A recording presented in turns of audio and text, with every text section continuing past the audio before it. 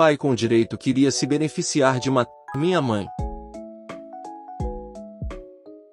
Faz 1 ano, 4 meses, 1 semana e 4 dias desde que minha mãe faleceu devido ao Covid. Mesmo compartilhando isso agora, estou tendo dificuldades, mas espero que desabafar ajude no luto.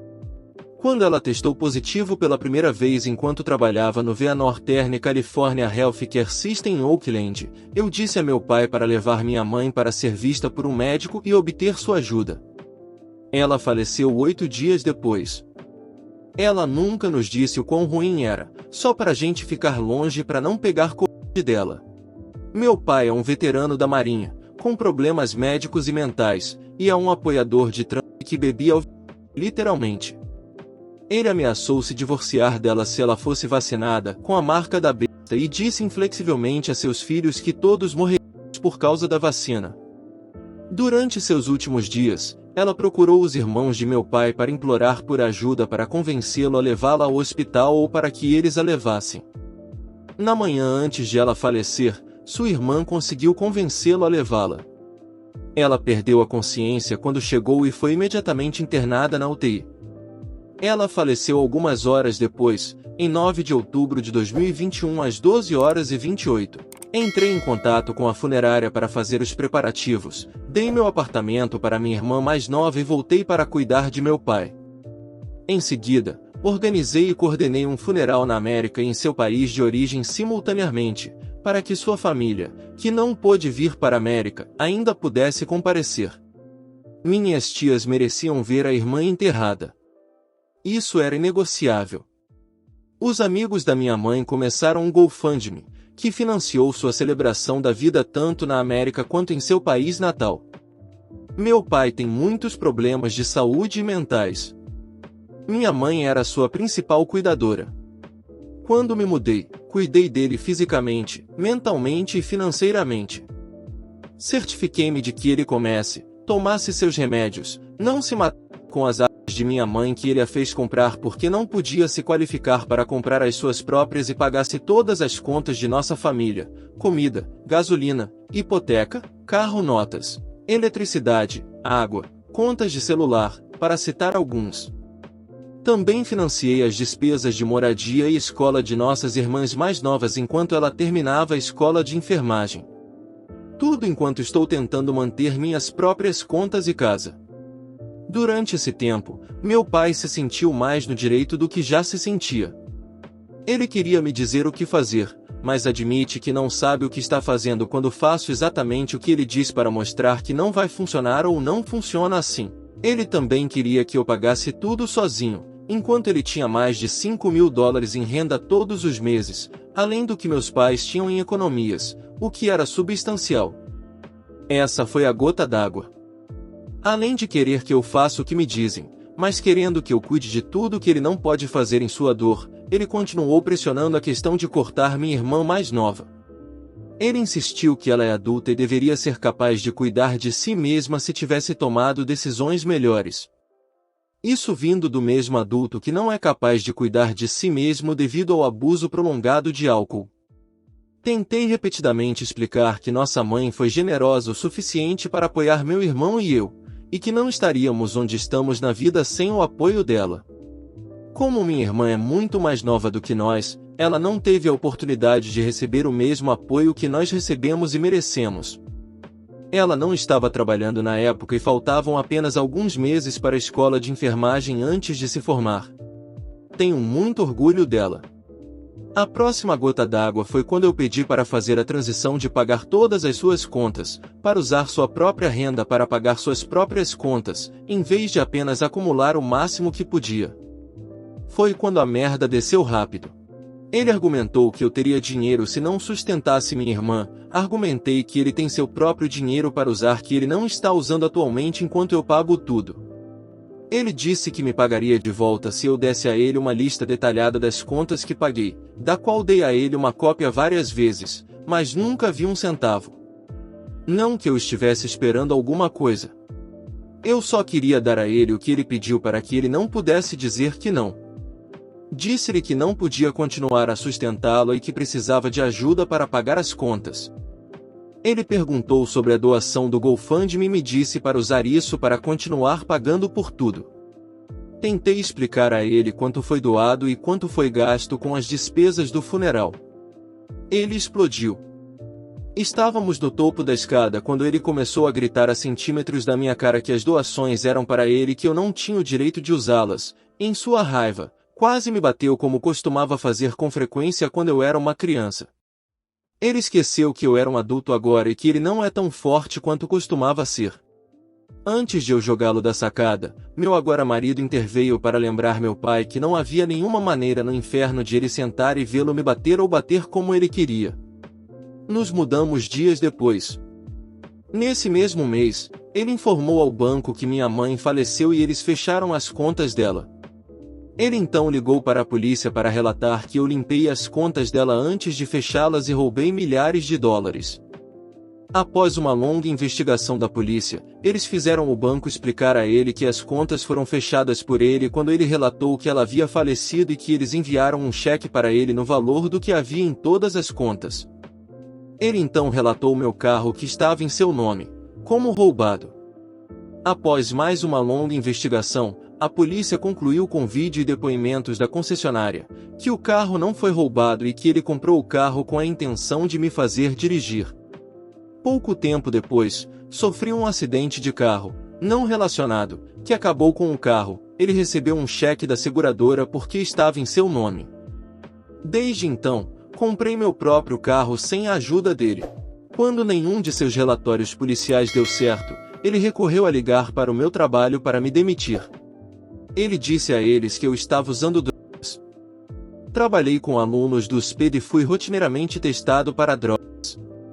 Quando ele começou a aparecer na escola, fui dispensado porque ele tornou a situação insegura para qualquer aluno. Ele então começou a aparecer no meu apartamento para arrombar meu carro e deixar coisas na minha porta da frente para me avisar que ele veio.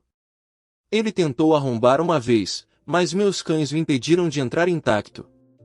Desde então nos mudamos para outra cidade e ele não sabe mais onde moramos. Cortei todas as comunicações com ele. Desde então, me casei e dei à luz. Familiares e amigos da minha mãe ficam perguntando se meu pai conheceu meu filho ou se sabe que ele é avô.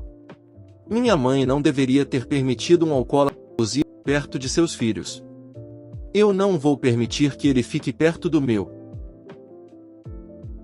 Eu não me importo se você tem câncer, meu filho merece o seu lugar.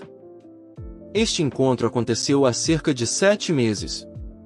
Não quero insultar sua inteligência, porque você provavelmente já sabe o que significa IMEU, mas devo dizer que EK nesta história significa garoto envergonhado e hoje significa velho cavalheiro, cara de 60 anos.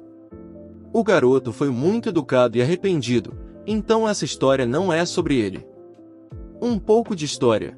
Há cerca de 1 ano, fui diagnosticado com câncer na cavidade nasal, estágio 2. O tumor era bastante grande, mas felizmente ainda estava contido.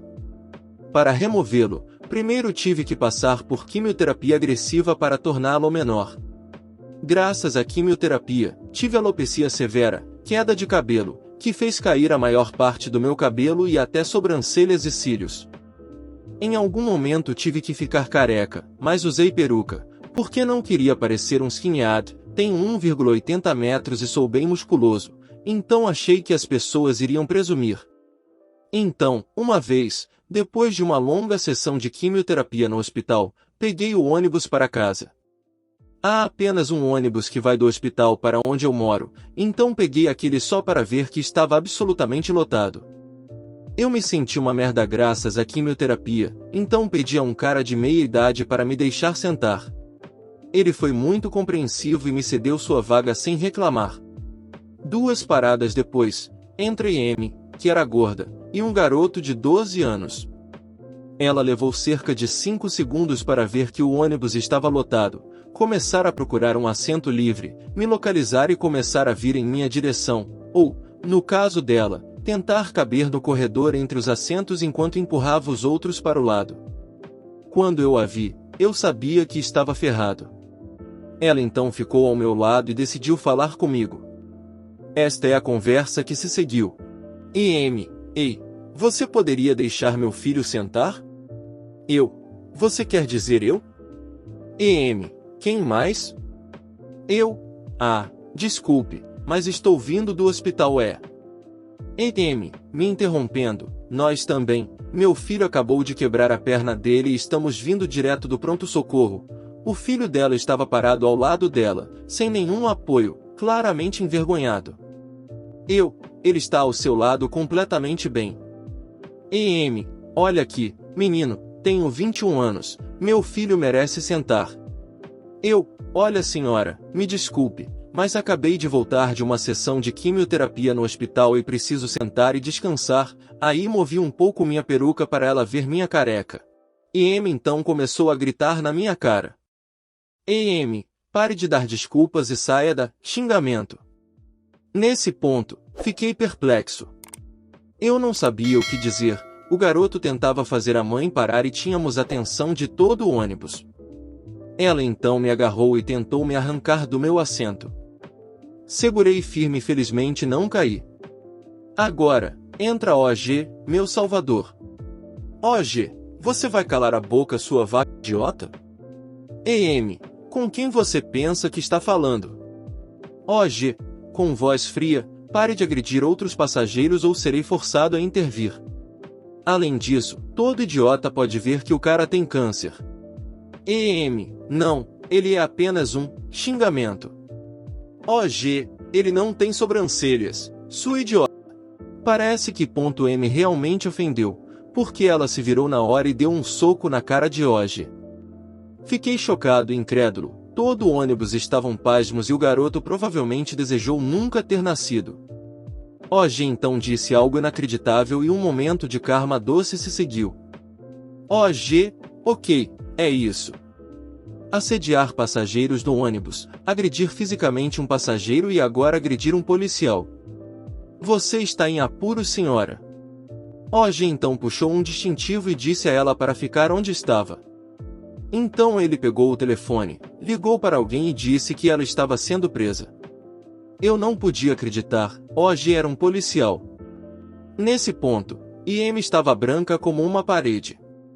O ônibus tinha acabado de parar, então ela decidiu correr, mas outros passageiros bloquearam seu caminho. Ela também foi acusada de resistir à prisão graças a isso. 3 paradas depois, um carro da polícia esperava pelo EM e EK. EK me disse que sentia muito pelo comportamento de sua mãe e eu senti muito pelo garoto. Ele não era uma criança má, mas sua mãe era uma cria do inferno. OG então conversou comigo e perguntou se eu queria prestar queixa, ao que eu alegremente disse que sim, fiz uma declaração e, felizmente, teve a gentileza de me deixar resolver tudo pelo telefone. No final, EM pegou algum tempo de prisão, acho que foram alguns meses, e alguns serviços comunitários. Eu, em troca, ganhei uma boa história para contar e o doce sabor do karma instantâneo. Um tempo depois fiz uma cirurgia que correu bem, fui declarado livre do câncer em novembro e meu cabelo está voltando lentamente. Além disso, não preciso mais usar peruca. Chegamos ao fim de mais um Relatos do Reddit. Obrigado por assistir, esse vídeo foi feito com muito carinho, deixe um comentário falando o que achou.